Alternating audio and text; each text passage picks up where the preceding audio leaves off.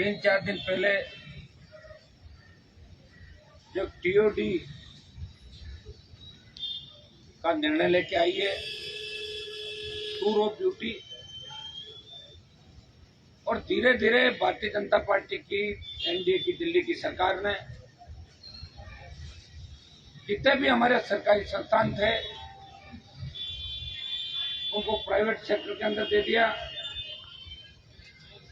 पहले काले कानून लाए किसानों के खिलाफ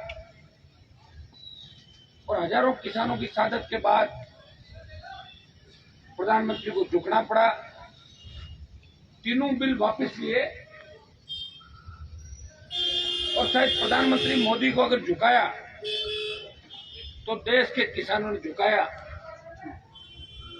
और हमें लगता है कि किसान आंदोलन में जो देश की सरकार की किरकिरी हुई उसका बदला लेने के लिए पहले किसान और अब जवान सेना को भी एक टूरिज्म बना दिया,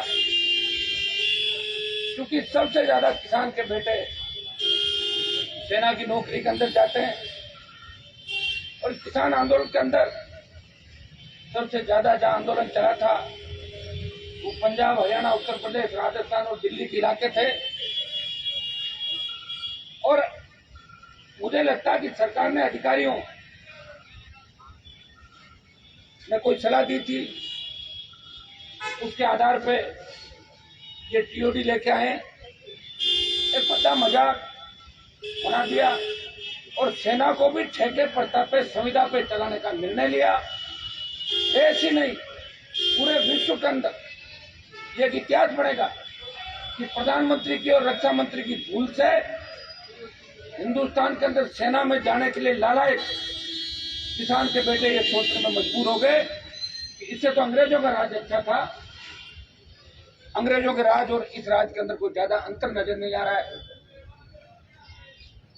राष्ट्रीय लोकतांत्रिक पार्टी देश की पहली पार्टी है। जिस दिन टीओडी का निर्णय हुआ उसी दिन आरएलपी ने जवानों के साथ मैदान में आने का निर्णय लिया। 2 दिन पहले पूरे राजस्थान के अंदर शांतिपूर्वक आंदोलन हुआ, तमाम 33 जिला मुख्यालयों पे, और कल भी आंदोलन चला। बिहार से लेकर 13 राज्यों के अंदर आंदोलन चल रहा है। कई जगह आंदोलन हिंसक हो गया। मैं उन नौजवानों से अपील करूंगा कि हिंसा का रास्ता अख्तियार नहीं करे।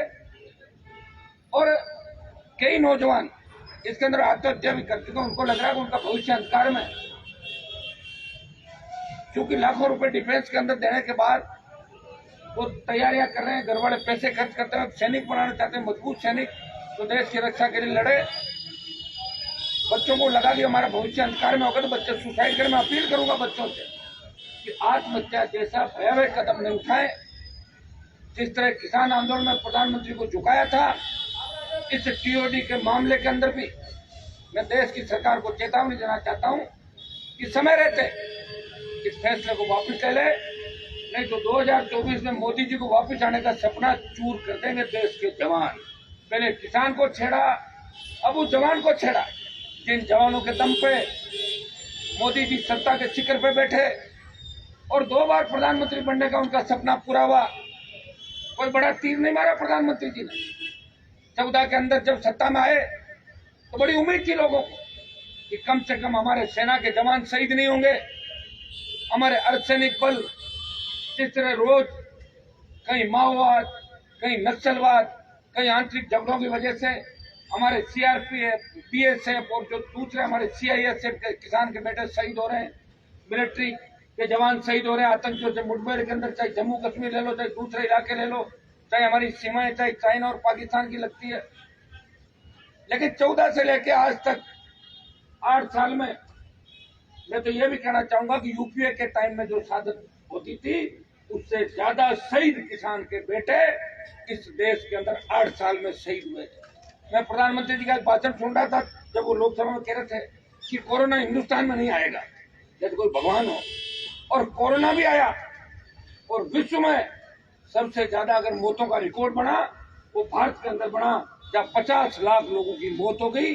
10 लाख तो सरकारी आंकड़े बता रहे, लेकिन 50 लाख से ज्यादा जवान किसान खत्म हुए। दिल्ली की सरकार पूरी तरीके से फेल रही और लोगों को भगवान के भरोसे छोड़ के दिल्ली वाले अपने दूसरे कामों में लगे। क्योंकि नोटबंदी के बाद जो जो निर्णय इन्होंने किए, विपक्ष को तो खत्म कर दिया, क्योंकि विपक्ष कोई है नहीं, इसलिए आराम से फुटबॉल खेल रहे हैं अकेले ही और गोल पे गोल दागे जा रहे हैं। अब सेना बची है, तो सेना में 4 साल बाद जो आएगा वो अडानी अंबानी के अंदर वहाँ उसकी सिक्योरिटी गार्ड की नौकरी का अर्थ नहीं रख देंगे। आज मुझे कोई कह रहा था, जब गृह मंत्री जी ने कहा 10% हम उसमें कर देंगे पैरामिलिट्री फोर्स के अंदर। कैसे कर दोगे आप? पैरामिलिट्री फोर्स में तो ऑलरेडी जो मिलिट्री की 14, 15, 16, 20 साल की नौकरी करके आता है, उन भूतपूर्व सैनिकों का ऑलरेडी आरक्षण होता है। वहां आप नहीं कर सकते ऐसे। आपने ये निर्णय गलत किया है।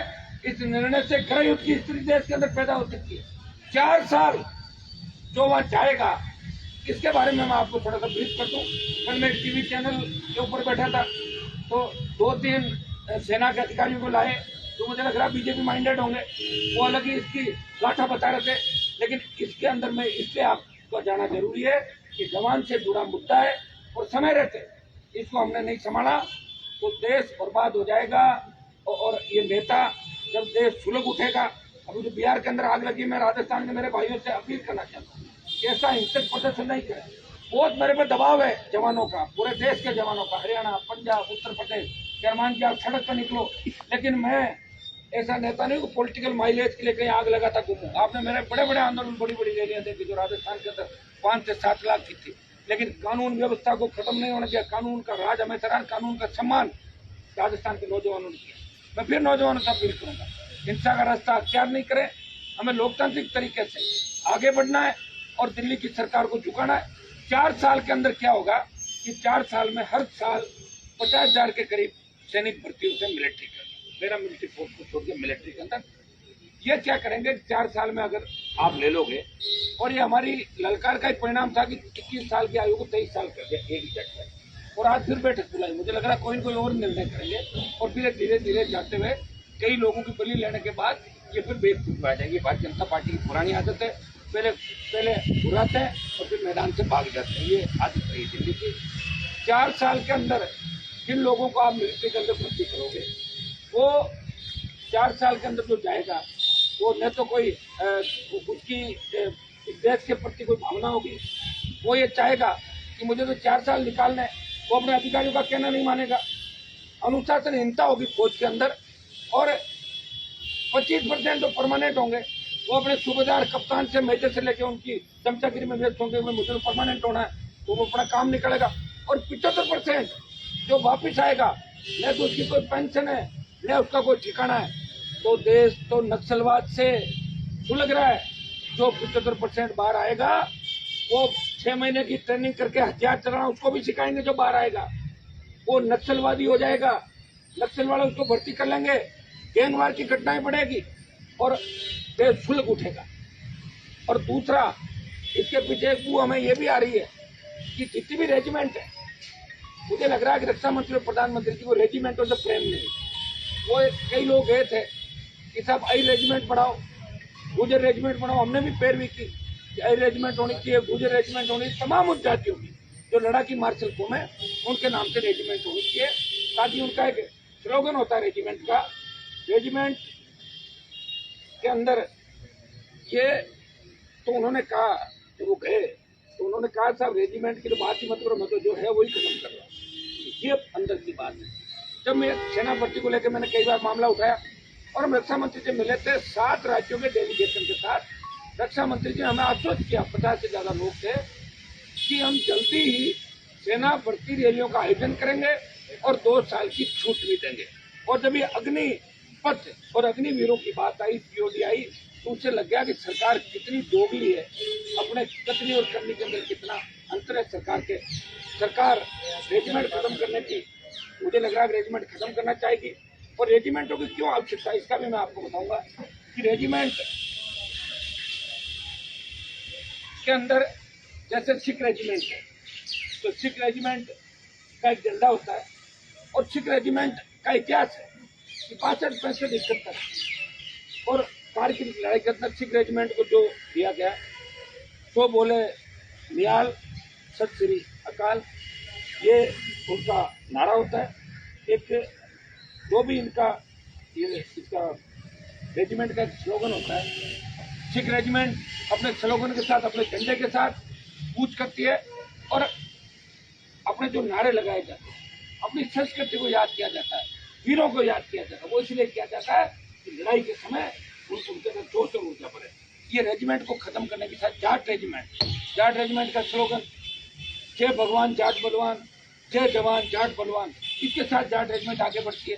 तमाम, चाहे गोरखा रेजिमेंट हो, चाहे मद्रास रेजिमेंट, डोगरा रेजिमेंट हो, राजस्थान रेजिमेंट हो, ये तमाम रेजिमेंट जो अपनी जाति के और संस्कृति के मान सम्मान को बचाने के लिए वो आग के अंदर भी कूद जाते हैं।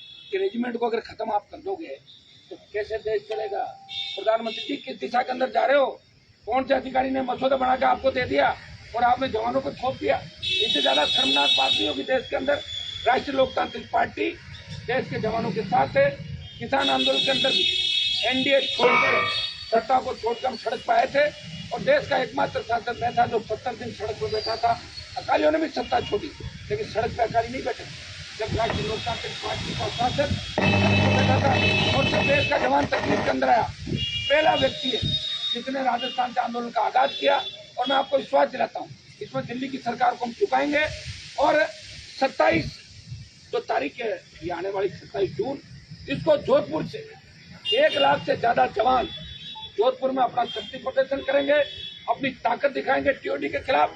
और राष्ट्रीय लोकतांत्रिक पार्टी के जो विधायक यहाँ बैठे हैं, हमारे सारे विधायक और पदाधिकारी, इस और भी हम बात करेंगे। जोधपुर के बाद चरणबद्ध तरीके से हम जयपुर की ओर कूच करेंगे। कुछ जिला मुख्यालयों पे, कुछ संभाग मुख्यालयों को बड़ी रैलियां निकाल के और आवश्यकता पर जो दिल्ली कूच करेंगे। और कूच हमारा जो होगा वो हमारा ऐतिहासिक कूच होगा। जरूरत पड़ी रेलवे ट्रैक पे भी जाएंगे, जरूरत पड़ी हाईवे भी जाम करेंगे। इस बार हर बार की लड़ाई होगी। सवाल किसान के बाद जवान का है। प्रधानमंत्री जी, अगर जवान नहीं बचा ये देश नहीं बचेगा। मैं आरोप लगाना चाहता हूँ कांग्रेस पार्टी पर कि 3 दिन बाद कांग्रेस को याद आया कि देश का जवान तकलीफ के अंदर है। कल प्रेस कॉन्फ्रेंस करे थे 3 दिन पहले, जब दिल्ली के अंदर सारे कांग्रेसी थे, उसी दिन राजनाथ सिंह ने टीओडी की योजना लागू कर दी थी। एक भी कांग्रेसी का बयान नहीं है। कल सोशल मीडिया पर 2 दिन जब बात चली तब उनको लगा कि हमारा वोट बैंक नहीं खिसक जाए, तब वो लोग भी आएंगे।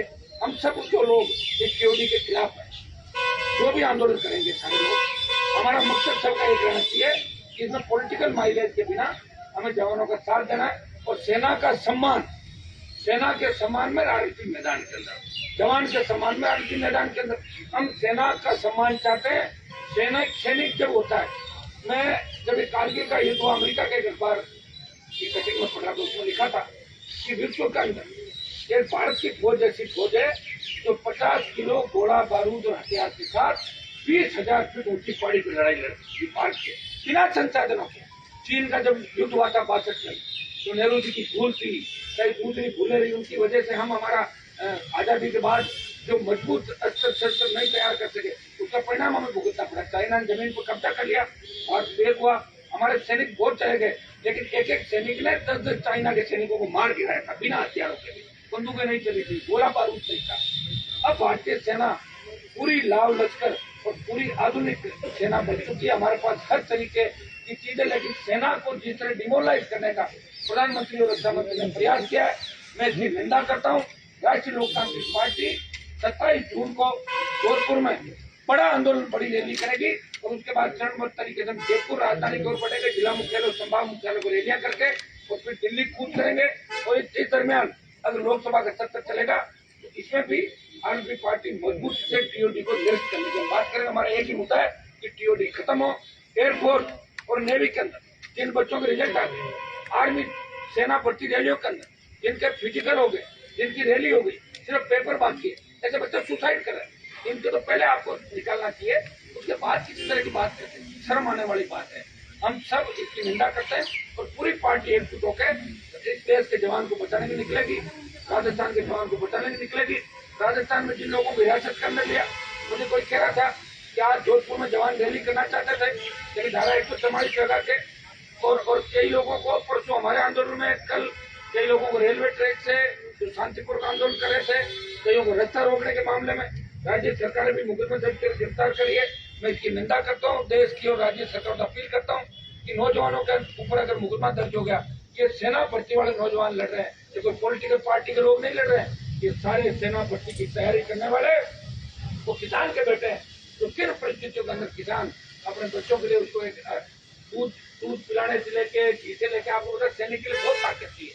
सुबह जल्दी उठ के बच्चे हाईवे पर दौड़ते हो, आपको दिखेंगे किस तरह बच्चे सेना भर्ती रैली में दौड़ते हैं। इसकी दुर्भाग्य है कि सरकार अगर मुकदमा दर्ज कर देगी, उसमें अगर चालान हो गया तो कई जाने लायक मिलेगा। मेरी सरकार से अपील है कि राज्य सरकार जो देश की सरकारों से, तमाम राज्यों की सरकारों से, कि बच्चों पर झूठे मुकदमे दर्ज नहीं करे, और बच्चों से भी अपील है कि वो इस तरह सरकारी संपत्तियों को नुकसान नहीं पहुंचाए। ये संपत्तियां हमारी है, लॉ एंड ऑर्डर नहीं बिगड़े और किसी तरह की द्वेषता आपस में नहीं रखें। मैं विश्वास दिलाता हूँ मेरे छोटे भाइयों को कि पहले भी सेना भर्ती को लेकर 1 दर्जन बार लोकसभा मामला उठाया, सेना भर्ती रैलियों को लेकर राजनाथ सिंह से मिला, डेलीगेशन को लेकर 7 राज्यों का, और जब जरूरत पड़ी तो आपका भाई आपके साथ सड़क पाया। और 27 तारीख को जोधपुर से हम दिल्ली को दिखा देंगे कि देश का जवान कितना ताकतवर है, और हम 27 को जोधपुर के अंदर रैली से हम इस विरोध प्रदर्शन की शुरुआत करेंगे। 27 से पहले हम आज से ही निर्णय कर लेंगे कि किस तरह जन जागरूकता अभियान चला के उस रैली को ज्यादा से ज्यादा संख्या में नौजवानों की कटे। हम ये चाहते हैं कि रैली जवानों की रैली, ये सिर्फ जवानों की रैली है।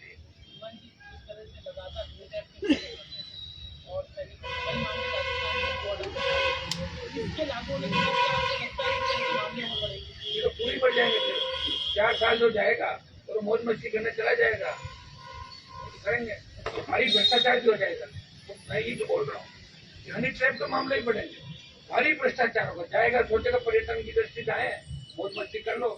हमारे देश में तो कई पूर्व मुख्यमंत्री मौज मस्तियां कर दिए था, आपको ध्यान है सारा। तो किसका नहीं क्यों होना पड़ता? आपको सवाल तो पूछा यार, आप सुन लो। अब आप गिरिराज सिंह ने आपको गुंडा कहा है, आपको बिहार वालों को गुंडा कहा है, सभी को गुंडा देखिए ये सही है कि गिरिराज सिंह का कल मैं जब टीवी डिबेट में था तो गिरिराज सिंह जो बड़बोले मंत्री है देश के, जिनको ज्ञान नहीं है ज्यादा, सिर्फ उनको इसलिए मंत्री बना रखा है कि हिंदू हिंदू हिंदू हिंदू करते रहते हैं, बड़ बोलते हो। नहीं तो उनका अपने डिपार्टमेंट का ज्ञान है। ग्रामीण विकास अभी सबसे कमजोर डिपार्टमेंट है देश। गिरिराज सिंह को देने के बाद बनता ढार हो गया डिपार्टमेंट का। और गिरिराज सिंह के बारे में ये भी कहना चाहूँ, मेरे तो अच्छी उनसे मित्रता था गिरिराज सिंह से, लेकिन एक दिन मोदी की मीटिंग ले रहे थे, मीटिंग के अंदर मोदी जी ने यह कहा कि तमाम बीजेपी के सांसद बीजेपी की टोपी लगा के और लोकसभा के अंदर जाए। कहाँ से जाएंगे? मिनिस्टर नहीं जा सकता, क्योंकि मिनिस्टर संविधान से बंधा होता है, वो किसी पार्टी का नहीं होता, तो मंत्री होता है, संवैधानिक पद होता है। तो गिरिराज सिंह टोपी लगा के आ गया अंदर, हम लोगों ने विरोध किया, टोपी उतार के बोले चोरी। तो उसको यही पता नहीं लोकसभा में टोपी लगा के जाना चाहिए कि नहीं जाना। मोदी जी कहते कुएं में कूद जाए, उनको पता ही नहीं मंत्री रहते कुएं में नहीं कूदा जाता। और उनकी मानसिक स्थिति ठीक नहीं गिरिराज सिंह की, कल मैंने देखा था उन्होंने आंदोलन कर रहे नौजवानों को देश में गुंडा कहा था। और इन्हीं भारतीय जनता पार्टी के नेताओं देश में किसानों को भी आतंकवादी गुंडा कहा और छू के चाहता था बीजेपी ने, तो आपके सबके सामने। तो ये तो कहेंगे, उकसाएंगे और फिर पीटी बिल्ली बन के भाग जाएंगे ये लोग। जिस तरीके से किसान आंदोलन बहुत लंबा चला था, अगर जरूरत पड़ेगी तो ये लंबा जितना चलेगा इसमें जान भी देनी पड़ेगी तो दे देंगे। बता दिया ना आपको, झुकाएंगे सरकार को, सीओडी निरस्त कराएंगे, सेना का सम्मान लौटाएंगे, बाकी कोई उसी पर समझौता होगा, किसी बात को कोई समझौता नहीं। कारण क्या लग रहा है आपकी बातें कह रहे हैं, मंशा मैंने आपको अंदर की बता दिया। एक तो रेजिमेंट खत्म कर दो सारी। मोदी जी तो अपने अलावा किसी की तारीफ सुनना ही नहीं चाहते, वो तो कह रहे देश में मेरी तारीफ करो सारे लोग। कौन सी रेजिमेंट, कौन से लोक देवता, क्या है वीर? मैं ही वीर हूँ, उनका कहना मैं ही वीर हूँ, मेरे बाद सृष्टि खत्म। आप ही बताओ 70 साल की बात करें तो 70 साल से ऊपर खुद हो गए ना, प्रधानमंत्री इस्तीफा क्यों नहीं दे रहे? कह रहे 70 साल के बाद हम टिकट नहीं देंगे। अरे तुम कितने लोग हो जो 70 साल से ऊपर यहाँ बैठे होंगे, तो अपना वो तो लो निर्णय, तुम इस्तीफा दोगे नहीं दोगे? आप बताओ एमपीओ को, जो बीजेपी के लोकसभा के सांसद है, मैं उनकी स्थिति देखकर मोबाइल से शेयर करता हूँ। कई किसान के बेटे वो अगर साहब हमारी बात नहीं बोल पाते, हमें तो इस तरह डांटते हैं कि तुम अगर कोई ट्रांसफर का और पेपर लेके और दिल्ली में दिखे ना, ठीक है टिकट काट दूंगा तुम्हारी, चुपचाप आओ, खाना खाओ, बैठे और वापिस चले जाओ अपना तैयार। इस जैसे टीचर डांटता है ना बच्चों, दूसरे छात्रों को डांट पिलाई देते। बीजेपी के अंदर ये अनुशासन है और बाकी लोग चाहे जो करो। यहाँ पर देख लिया देखो पूरे देश में इस रैली का, ये आपकी आप लोग कह रहे हो, हो सकता है इस बात सही हो, लेकिन पूरे देश में जो आंदोलन हो रहा है, आप लोग खुद से परेशान हो रहे हैं। सड़क माफी आप रैली रोकोगे, आपने बोला ट्रेन रुकेंगे। आज मैं बाइक पर हूँ। आप लोगों को क्यों परेशान करते हो? बीजेपी के मंत्रियों को उनको बोलो। आम लोग तो वैसे ही परेशान है। सुनो मेरी बात, आम लोग तो टोल दे रहे हो ना, आप टोल दे रहे हो, आप बड़ी बिजली की आपके बिल आ जाते हैं, और फिर भटकता आम आदमी केंद्र बिल ज्यादा आ गया, फैक्ट्रियों वाले उद्योग वाले चोरी कर रहे हैं, मिली भगत करके उनको कोई नहीं छेड़ता। आम व्यक्ति को तो, आम आदमी तो इस देश में वैसे ही परेशान है। न आपको पीने का पानी मिल रहा है, न आप कानून का राज है, बहन बेटे हमारी सड़कों में निकल नहीं सकती। महारानी कॉलेज के सामने देख लो आप, जहाँ जयपुर में अपने बैठे हैं, हमारे बच्चे वैसे ही सुरक्षित नहीं है। आम आदमी परेशान है, पेट्रोल डीजल 100 पार चला गया। आम आदमी की परेशानियों के लिए तो लड़ाई लड़ रहे हैं। कौन लड़ेगा आपकी लड़ाई, बताओ मुझे। ये तो अचानक से जवान का मामला आ गया, इसलिए हम जवान को लड़ाई लड़ते हैं, नहीं तो किसान जवान सारी लड़ाई लड़ते हैं, क्योंकि अभी मामला जवान से जुड़ा है, सेना से जुड़ा है, इसलिए हमने इस आंदोलन को जवानों तक ही रखा है। देश का जवान लड़ेगा। कांग्रेस को पहले दिन से पता था वो आंदोलन वो इसलिए करेगा, आरएमसी करेगा। और कांग्रेस राहुल गांधी ईडी में बयान होते उस पर आंदोलन करनी, जननेता का कोई आंदोलन नहीं है। वो अब इसलिए करें, मिलाजुली का खेल है ना, तीसरी नई ताकतों को देखना ही नहीं चाहिए। मोदी जी और कांग्रेस की एक ही प्लानिंग है कि तीसरा तो नया खड़ा ही नहीं हो कोई, हम ही करते रहे आपस में, बयान देते रहे, ईडी को भेजते हैं, बुला लें, गिरफ्तार करेंगे जब मानेंगे। खाली उसे भेजने से क्या होता है, टाइम खराब करना होता है। या 22 साल आपने देखा वसुंधरा गहलोत कैसे मिले होते, किस तरह राज्यसभा में क्रॉस वोट हुआ, क्रॉस वोट करके अग्रिम का हाँ करके जा रहे हो, जाओ दमो तो कर लो। इसका कारण क्या है, मिलाजुली का खेल। वसुंधरा जी जब सरकार का फ्लोर टेस्ट हो रहा था तो इनके 4-5 लोग एबसेंट हो गए। आप बताइए कितनी बड़ी बात है, एक दूसरे की मदद कर रहे हैं। माथुर आयोग से लेकर आज तक आप देख रहे हो, वसुंधरा के बेटे का जमीन का मामला हो, गहलोत मदद करते हैं, गहलोत की बात वसुंधरा मदद करती है, तो पूरी बीजेपी कांग्रेस सब मिले हुए हैं। अब हमें इसमें नया ढूंढ रहे हैं। और पहले बात तो आप ये देखोगे, आप मेरे से सवाल करो, राजस्थान में मैं पहला व्यक्ति हूँ जिसने पार्टी बना के इस राजस्थान के मान सम्मान को बचाने का प्रयास किया। तो बाहर की पार्टी आती थी पहले जो भी लोक दल, जनता पार्टी जो भी आई, उनके नेता बाहर के थे रहे। Remote control UP, Haryana, Bihar और दिल्ली का हाथ में होता था। कम से कम रिमोट कंट्रोल तो हमारे पास लेके आ गए, तैयार करें। पंचायत चुनाव लड़ाई, पालिका चुनाव लड़ाई, समय लगेगा। देश को आजाद होने में 200 साल लगे थे, कितने लोगों ने साथ दी थी। और ये कोई, मैं थोड़ी कह रहा हूँ आज हम जीत जाएंगे, इसमें बड़ी से बड़ी लड़ाई लड़नी पड़ी, लड़ेंगे। हो सकता है लड़ते लड़ते जान भी चली जाए हमारी, लेकिन लड़ाई बंद नहीं होगी। और राजस्थान का सम्मान इस देश के अंदर चलेगा, राजस्थान लीड करेगा इस बार इसको, क्योंकि सबसे पहले अगर कोई नेता इस आंदोलन में सड़क पाया था तो राजस्थान की आपका भाई सड़क पाया था, जवानों के और सेना के सम्मान। मान जी, बीजेपी के जो एक वोट का वोट वोटिंग हुई, आपको क्या लगता है कि वो किसके कहने पर, किसके प्रभाव में हुई? हालांकि उनका इंटरनल मामला है। बीजेपी की आप तो सब पार्टी- बीजेपी में तो ऐसा है कि 13-14 मुख्यमंत्री के दावेदार, मैडम भी है। दो बार सीएम रही है, वो तो है ही 12-13 हुआ, और नए नए आ रहे हैं। किसी को कह दो, आप फोन कर लो कि भाई साहब आपका ऊपर सीएम में नाम चल रहा है, हाँ चल रहा, भगवान की कृपा हो जाएगा। विधायक नहीं जीत सकते मुख्यमंत्री। अच्छा, सपने लेने पे तो कोई प्रतिबंध तो है नहीं, मैं तो कह रहा हूँ इसको भी कानून बनना चाहिए। हर कोई हर तरह सपना नहीं लेता बता, तो ये भी करें।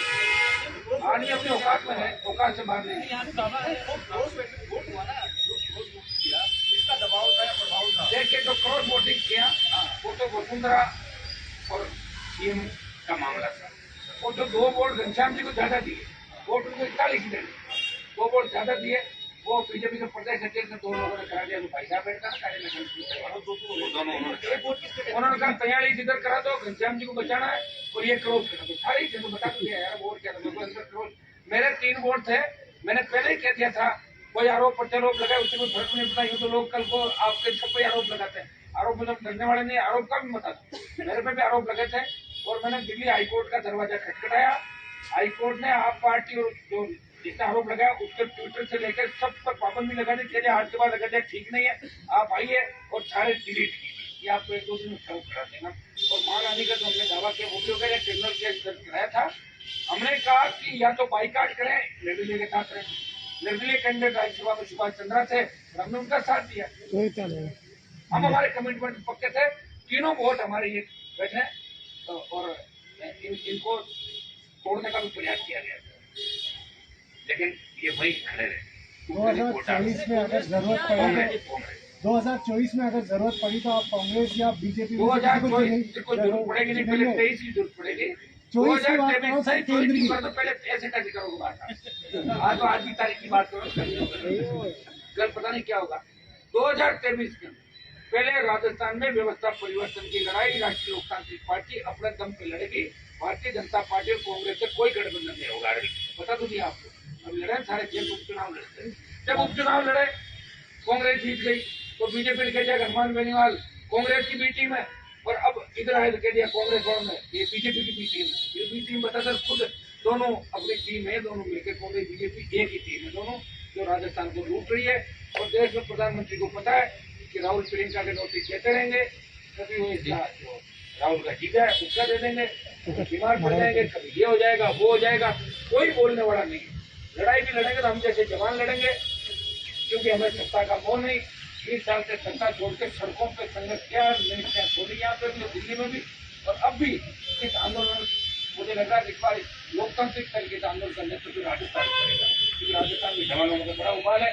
राजस्थान, हरियाणा, पंजाब, उत्तर प्रदेश, दिल्ली, यहाँ के जवान सबसे ज्यादा सेना के अंदर चाहते हैं, और ये जवान लड़के मोदी जी को झुकाएंगे इस बार। हनुमान जी, इस अग्निपथ योजना के विरोध पूरे देश में हो रहा है, लेकिन इसराइल की बात करें तो अगर 3 साल कंपल्सरी है सेना में नौकरी करना, वही अमेरिका के अंदर 8 साल के बाद रिटायरमेंट हो जाती है। इसराइल अमेरिका की बात इसकी मत करो, यहाँ तो आधी दुनिया में नरेगा से कमा खा रही है, कहाँ कमा लिया है। अरे मोदी जी के पास होने बड़ी गाड़ियां होने थोड़े हो गया। यहाँ लोग एक टाइम भूखे भी सोते हैं। आप देखिए कई देश तो ऐसे होंगे जिनकी संख्या पूरी इतनी होगी जितने इंडिया में भिखारी होंगे। आप बताऊंगा कई देशों की पॉपुलेशन इतनी है जितने हिंदुस्तान में भिखारी। क्या बात करो अमेरिका इंग्लैंड की फालतू बातें करो। तो मोदी जी कहते हैं नोबेल जीत उनका नोबेल ले लो, तो लास्ट अपना प्रधानमंत्री वाला आदमी का होता है कि नोबेल पुरस्कार है। उनकी बातों में कोई तथ्य है। मेरे को कहा था ना हनुमान भाई आप खराब क्यों हो रहे हो, हम बिल वापस ले लिया ना। मैं कहा खराब हो खुद मुझे चाहता है दिल्ली ना, और अब भी वापस बैक होना ही पड़ेगा।